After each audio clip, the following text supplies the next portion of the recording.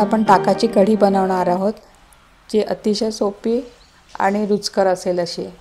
त्यासाठी लागणारं साहित्य दही, मिरची, आलं, कढीपत्ता, राई, जिरं, मेथी, तूप, मीठ, गूळ, दालचिनी आणि लवंग फोडणीसाठी आणि चण्याचं पीठ।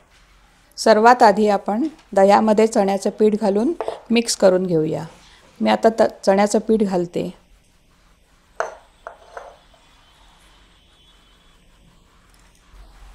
दह्यामध्ये चण्याचं पीठ घालून ते चांगलं मिक्स करून घेतले।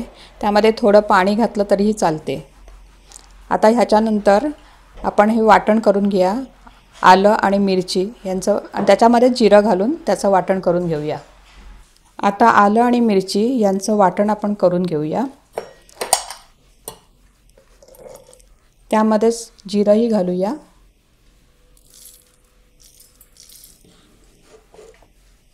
आणि आपण पाणी घालून ते मिक्सरमधनं बारीक करून घेऊया।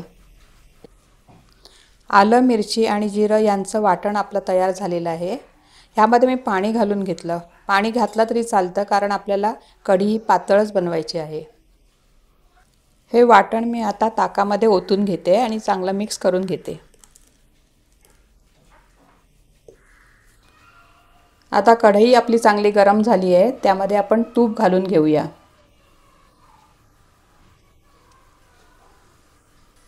तूप आता चांगलं गरम झालं आहे, त्यामध्ये आपण राई घालून घेऊया।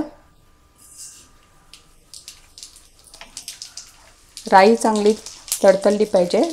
त्यानंतर त्यामध्ये जिरं घालून घेऊया।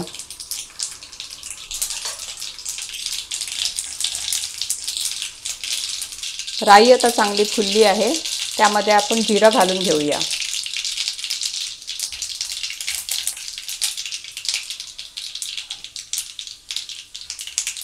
त्यानंतर लवंग आणि दालचिनी घालूया।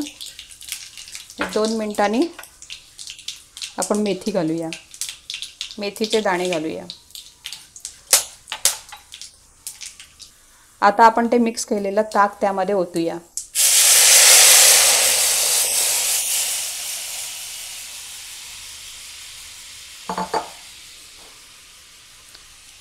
ताक ओतल्यानंतर हे सतत ढवळत राहायचं, म्हणजे कढी फुटत नाही। त्यामध्ये आपण आता मीठ घालूया, गूळ घालूया आणि ढवळत राहूया। त्याला चांगली उकळी येईपर्यंत ढवळत राहायची, पण ते सतत ढवळतच राहायचं, नाहीतर ती कढी फुटते आणि दही वेगळं आणि पाणी वेगळं असं होतं। म्हणून ते सतत ढवळतच राहायचं उकळी येईपर्यंत। आता थोडा गॅस मोठा केला उकळी येण्यासाठी।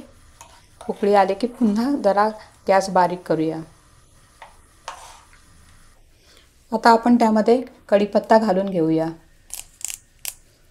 कढीपत्ता घातल्यानंतर अजून चांगला 5-10 मिनिट चांगली उकळी येऊ द्यावी, म्हणजे कढीपत्त्याचा वास चांगला येतो त्यामध्ये। आता आपण ह्यामध्ये कोथिंबीर घालूया, पण कोथिंबीर सगळ्यात शेवटी घालायची, कारण त्याचा रंग नाहीतर कढीचा बदलतो, जरा हिरवटसा रंग येतो, म्हणून ती सगळ्यात शेवटी घालायची आणि गॅस बंद करायचा। आता आपली कढी तयार झाली आहे। कढी आता आपली तयार झाली आहे, ती मी बाउलमध्ये काढून घेतली आहे। आणि ही कढी भाताबरोबरही चांगली लागते, खिचडीबरोबर सगळ्यात चांगली लागते आणि जिरा राईस बरोबरही चांगली लागते। कोणाला जर पिवळ्या रंगाची कढी पाहिजे असेल तर त्यांनी उकळत असतानाच त्याच्यामध्ये हळद घालावी, म्हणजे त्याला कढीला चांगला पिवळा रंग येतो। आणि कोणाला जर मेथी आवडत नसेल तर त्याच्यामध्ये फोडणीमध्ये मेथीचे दाणे टाकू नयेत। जर कोणी लसूण खाणार असेल तर त्याच्यामध्ये वाटणामध्ये 4 लसणीच्या पाकळ्या पण घेतल्या तरी चालतील। जे मी वाटण केलं होतं मिरची, कोथिंबीर आणि जिरं यांचं, त्याच्यामध्ये 4 पाकळ्या लसणाच्या घेतल्या तरी चालतात।